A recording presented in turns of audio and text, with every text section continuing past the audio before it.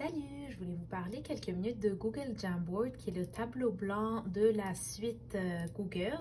Vous pouvez y accéder sur différentes plateformes, que ce soit sur tablette, sur Chromebook, sur ordinateur, sur téléphone.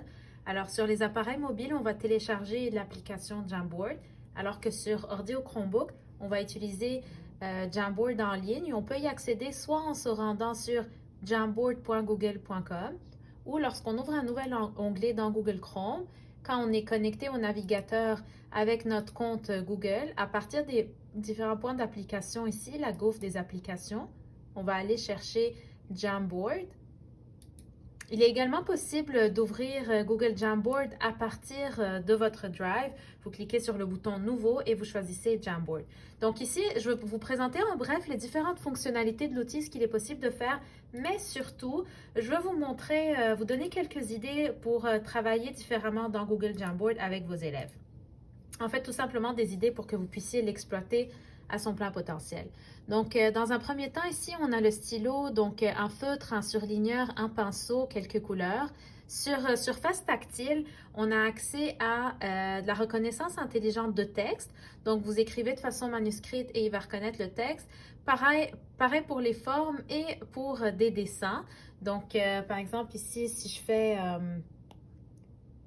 je vais essayer avec un petit... bon, moi, ce que je voulais dessiner un sapin. Clairement, mes talents en dessin ne sont pas très bons. Alors, donc, je peux retourner en arrière ici ou utiliser la gomme à effacer pour effacer. Mais là, je vous donne une autre idée. Par exemple, si je dessine une chaise, voilà, on voit que je suis très talentueuse. Donc là, j'ai différents types de chaises, puis je peux tout simplement la remplacer de cette façon. Une gomme à effacer. Ici, si je clique 2 fois dessus, ça me permet de tout effacer. Ensuite, j'ai le sélecteur ici pour pouvoir déplacer mes objets. Même le texte manuscrit, je peux le sélectionner pour le déplacer. Ensuite, j'ai un pointeur laser pratique. Là, remarquez, je vais pointer ici, puis ça va apparaître à l'écran de mon ordi. Donc, si je suis en train d'enseigner puis je veux attirer l'attention des élèves sur un point qui est dans le Jamboard, ça peut être intéressant de l'utiliser.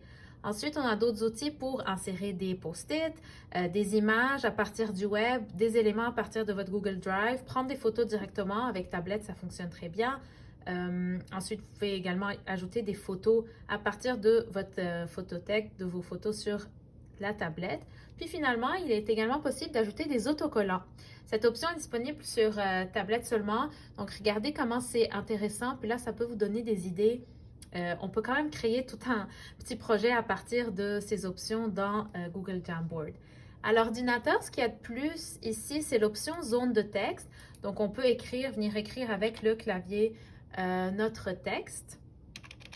Sans plus tarder, je vais vous donner quelques idées pour utiliser Jamboard. Ici, ce que j'ai fait, j'ai inséré une image, la nouvelle option depuis environ une semaine ou deux. On peut insérer des images en arrière-plan. Donc là, moi, ce que j'ai fait, j'ai inséré cette image en arrière-plan et puis c'est utile pour que les élèves, même en sélectionnant l'image, ils ne pourront plus la déplacer. Donc, ça ne décalera pas les annotations.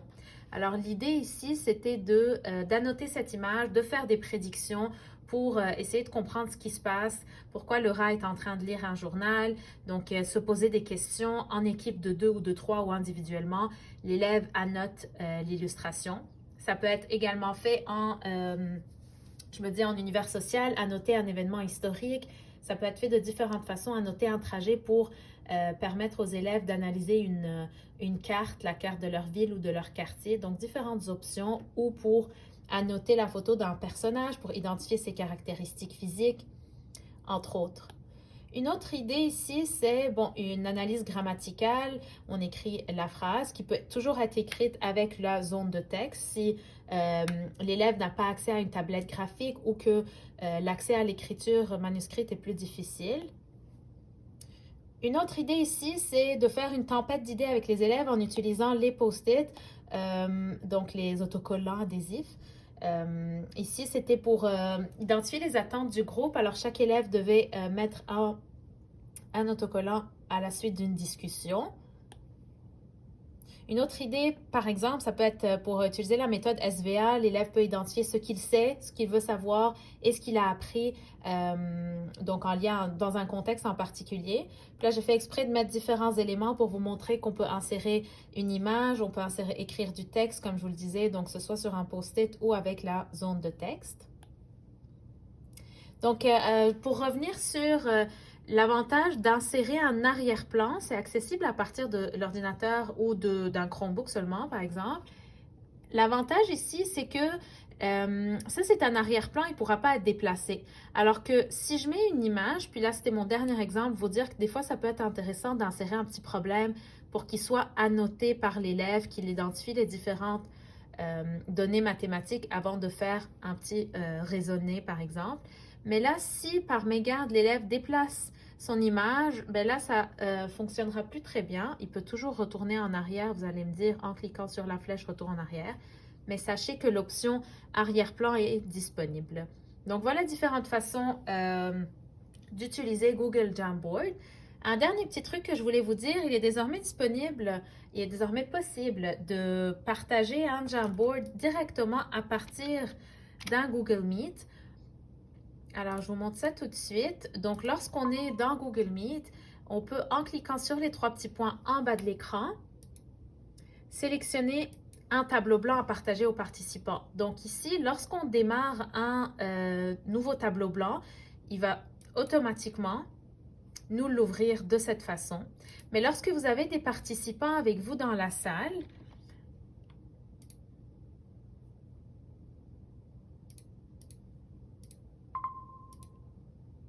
alors voilà, je refais l'exemple.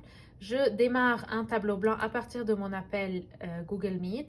Si je démarre un nouveau tableau blanc ou que je sélectionne un Jam sur lequel j'avais préalablement travaillé pour le partager à mes élèves, donc peu importe l'option, je la sélectionne.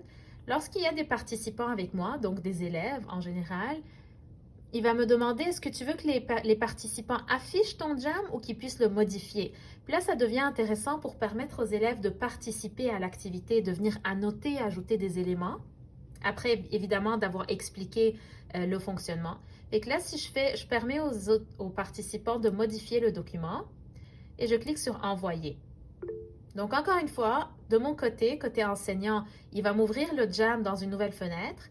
Et du côté des participants, ce qui se passe, c'est que dans le clavardage, dans le chat, un lien va être généré qui dit que je leur ai partagé un Jamboard. Donc, les élèves, ils auront à cliquer dessus, puis le Jam va s'ouvrir dans un nouvel onglet.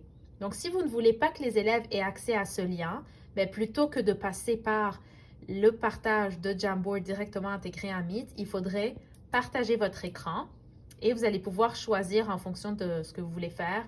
Vous pouvez partager votre écran en affichant votre Jamboard. Voilà, j'espère que ça vous donne des idées.